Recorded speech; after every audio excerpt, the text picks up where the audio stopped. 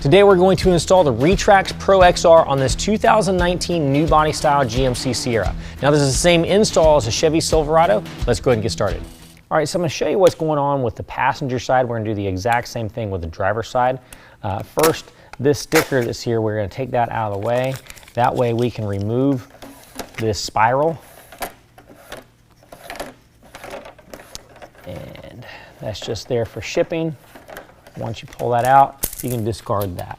Next, this canister bracket, that needs to be removed. So we're going to use a Phillips head screwdriver. Now once we get this undone, we can discard the screw, but we're going to hold on to the canister bracket itself because one end of it's going to be used as a spacer tool.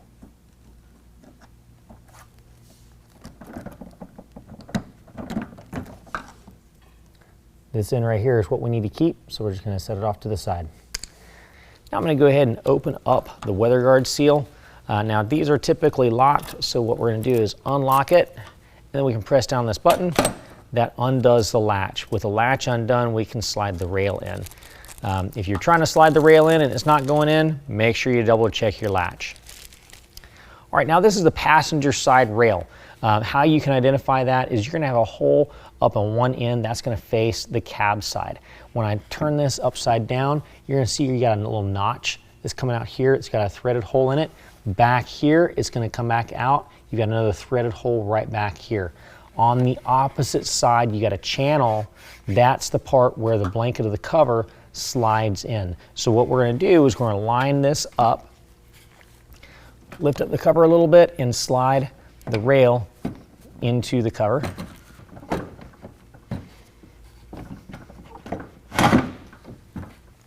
All right, we're going to rotate that down. It's going to go to the inside of the canister.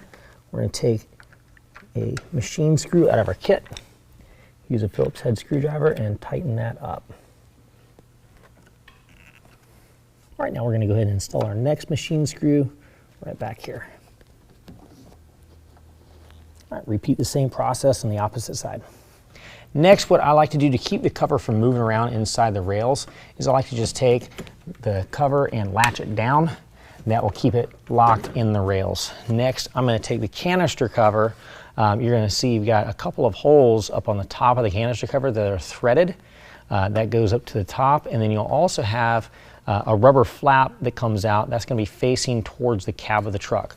What we're going to do is on each side, line up the canister cover to slide underneath the rails. The hole in the top of the canister cover will end up lining up to the hole in the top of the rail. Once that's lined up, go ahead and take your included black Allen head screw with your included Allen wrench. Get that in there and start threading it into the canister cover.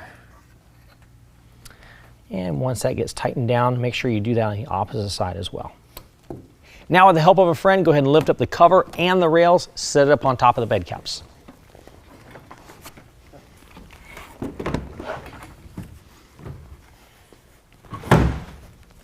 All right, we want to make sure that the cover is pulled all the way forward onto the bed caps. Make sure that the rubber seal is facing towards the cab of the truck, that it's not tucked underneath. And the edge of that rubber seal, kind of tuck it underneath the rail. And you should have a little excess going underneath the rail. We're going to trim that flush to the rail right now.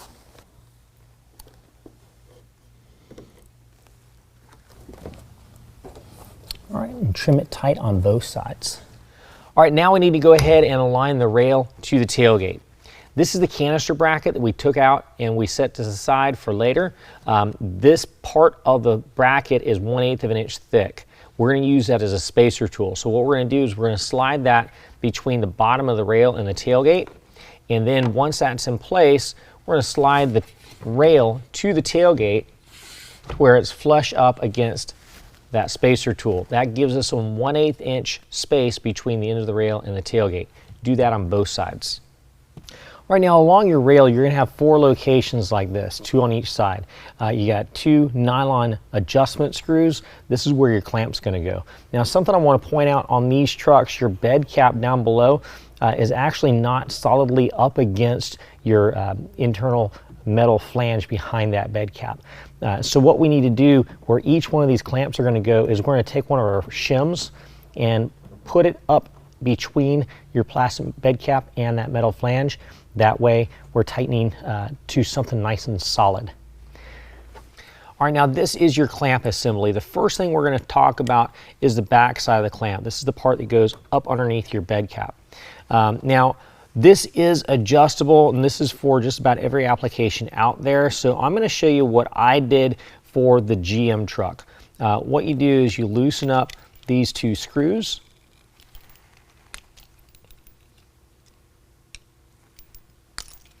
And for the GM truck, I moved it all the way to the top and then tighten the screws back down.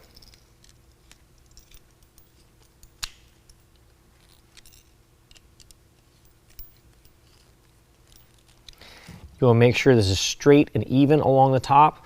If it's at a little bit of an angle, it's done wrong. You need to loosen it back up and make sure it's straight. Now, I brought it all the way up to the top. The main thing is that whenever you slide this up underneath the bed cap, this portion needs to touch the top of the bed cap behind the rail.